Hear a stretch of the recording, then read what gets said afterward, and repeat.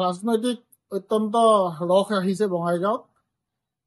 একাংশ সংগঠন তেওঁলোকৰ বিজেপিৰ বিৰুদ্ধে অভিযোগ আনিছে আৰু অভিযোগৰ মাজত আহি উঠা কথাটো হ'ল যে যুৱ মৰ্চাৰ নেতাকৰ্মীয়ে পদত্যাগ কৰিছে।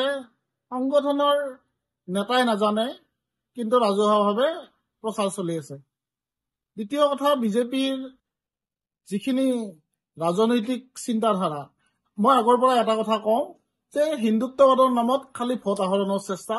তেওঁলোকে অকল হিন্দুকে ভাল নাপায়, হিন্দুৰ মাজতো ভেদাভেদ কৰে। দলিত, পিছপৰা এওঁলোকক এটা পিছ শ্ৰেণীত ৰাখে।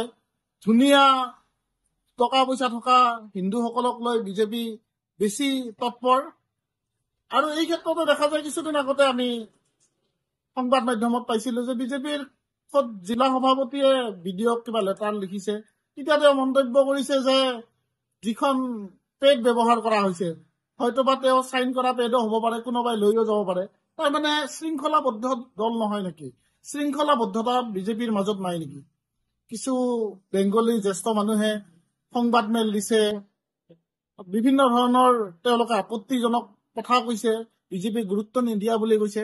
অসম প্ৰদেশ কংগ্ৰেছ কমিটিৰ সম্পাদক হিচাপে, এগৰাকী দলৰ মুখপাত্ৰ হিচাপে মই ৰাজহুৱাভাৱে বিজেপি দলক বেয়া পোৱা যিসকল ব্যক্তি আছে, যিসকলে সমাজৰ কাৰণে, ৰাইজৰ কাৰণে কাম কৰিব খোজে, তেওঁলোকক কৈছো যে বিজেপিৰ পদবীৰ কথা আপোনালোকে ভাবিব নালাগে।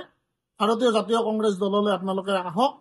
মই দায়িত্ব সহকাৰে কৈছো, আপোনালোকক যথাযোগ্য সন্মান আৰু মৰ্যাদা দি ৰাইজৰ হকে কাম কৰাৰ কাৰণে সুবিধাকণ প্ৰদান কৰিম।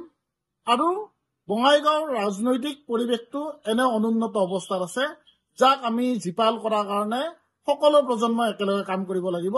গতিকে মই একেবাৰে বিনতি কৰিছো যে যিসকলে বিজেপিৰ এই কৰ্মকাণ্ডবিলাকক বেয়া পাইছে, তেওঁলোকে কংগ্ৰেছ দললৈ ঢাপলি মেলক।